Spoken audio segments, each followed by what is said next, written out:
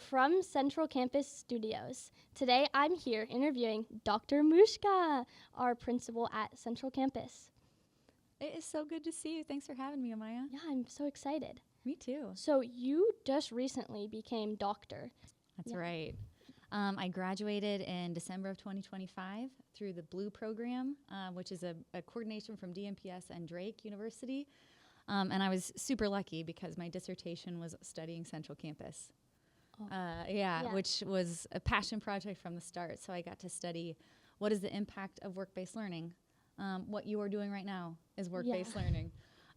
You're not getting graded on a test. You are doing the actual thing. You are going to evaluate it. And so that's what I got to study. And so I loved it. I got to study a group of students who are doing a tech apprenticeship here at Central Campus. And so I'm very, very proud of the work because it meant so much to me. Yeah, this job is like so perfect for what you got your Absolutely. I feel really lucky about it. So you did just recently step into this role. Correct. How did you end up at Central Campus? That's a great question. I originally was a Spanish teacher. I was a Spanish and Italian teacher in a small town in Missouri. And after that, I just wanted to live in Colorado for a while, so I found a Spanish teaching position out in the mountains in Colorado. And while I was out there, there was an admin position, so I became an administrator out there and moved back here. And really all through that time, I was looking for how do we empower students? How do students become the creators of kind of their own future and have it be less about here are all of the kind of building blocks that you need to graduate and have it be more about student passion and interest, kind of being the through line for every single student to get to the graduation line. So that had been an interest for a while. I got to do that when I was in Colorado. We started a capstone program for every senior, and it was essentially a passion project. And so that was kind of my first taste of that. And then I moved back home and had a job in Ankeny, Iowa. And similarly, I still had this drive for how do we get kids to have their hands on things they really care about? Yeah. And it was at that point that the leaders of the school at the time, so Tasha Brown and Dr. Lisa Hill, had been calling me saying, come visit, come visit. And I took a tour. And the first time I walked on campus, I just thought, I have to be here. This is everything you've been working for. This is everything. And I saw students as leaders. I saw kids empowered, and it's their own lab. And so I just knew that I really wanted to be here. So I think it was in 22 was my first year here as an associate principal.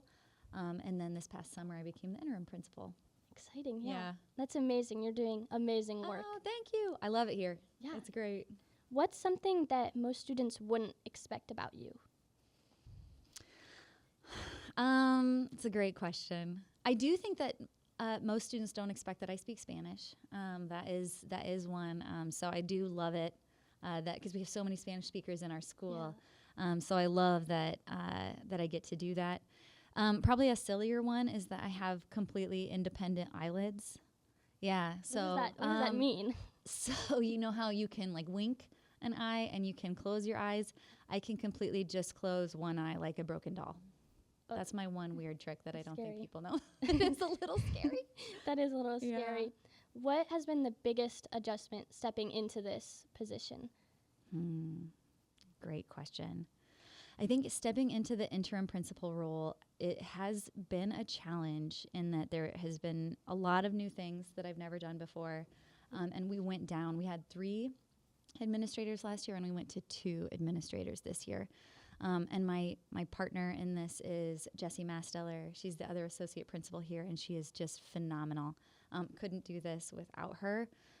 So I think that one of the biggest adjustments she and I had to do is figure out how do we work as a team of 2 in a building that is 2,000 plus students and about 500,000 square feet of space. How do we make sure that everyone has our attention and time when there are just 2 of us? Yeah. So that has been a big adjustment, but it's also been a real joy. And I think the other thing is when you are, I think, understanding for me for leadership, when you take on the head leadership role, what you value becomes obvious to everyone else. And I think that I've been an assistant principal for over 11 years. And so you kind of serve a mission. But I think that in this role, I really honing in on what are my values and how do those play out, because it sets the tone for every decision that you make. Yeah. So I think that's been another part of the learning for me is, I know for me, intellectual courage, really loving human beings, students and staff, and then continual growth. I think those are my three main drivers for myself at all times. And I think that when things get muddy, or when you've got big decisions to make, or a budget thing, or a discipline thing, I think going back and rooting myself in my values has been the most important thing. Yeah, that's great. Yeah, it's really important for people to like lead by example, because like we're gonna be how our like adults in our life are. It's so true. So I've got to practice what I preach every single day, because if I'm going to expect anything of anyone else, I have to be modeling it. Yeah, make some really nice, kind human beings. I hope so. I get inspired by the kids we work with too, so that's a helpful thing. Yeah. What are you most excited to implement here? Oh man, there's something new every day here. Definitely. This podcast room didn't exist a year ago, and your class made this happen. We're constantly breeding new fish and new species here.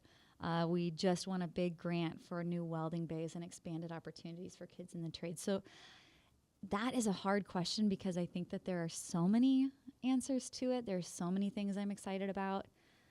Probably the thing I'm most excited about, though, and it's just something that I've been working on a lot lately, is having paid student opportunities while you're still in high school. Yeah. So we started a program, Jen Scott, the work-based learning coordinator, and I started a program a few years ago for paid apprenticeships, so for techs. So for IT techs to go out into their home high schools and be paid to solve a lot of problems in their home high schools. It was great for the district because they didn't have to deploy so many adults to go and solve problems.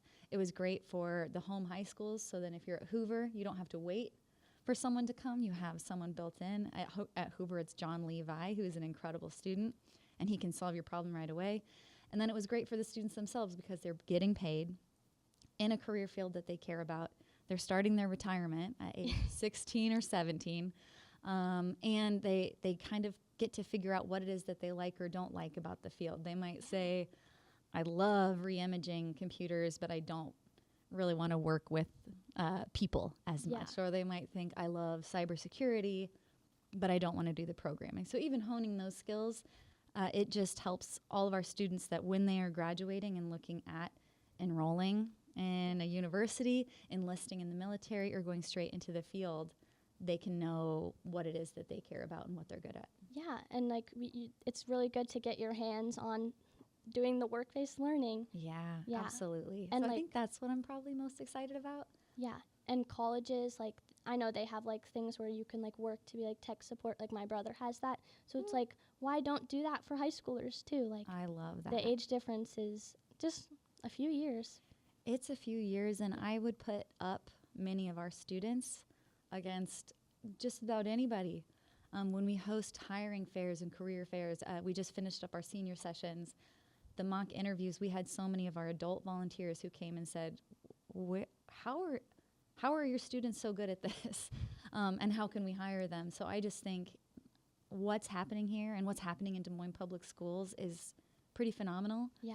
And I would agree with you. I think that a lot of times because of your age, you guys don't get the same credit for your technical skill and your behavioral skill. And I love proving people wrong. I've loved proving people wrong, especially with this. And it's our kids getting to prove people wrong. So it's the students that I've gotten to work with so far who have done these kinds of programs have exceeded expectations from adults across the board. And so I think what I'm most excited about is, can we do more of that? Can DMPS be the model for other school districts in employing our incredible kids to do these sorts of do this sort of work within our district, and then, like your brother, gain those skills, be paid for what you know. Yeah.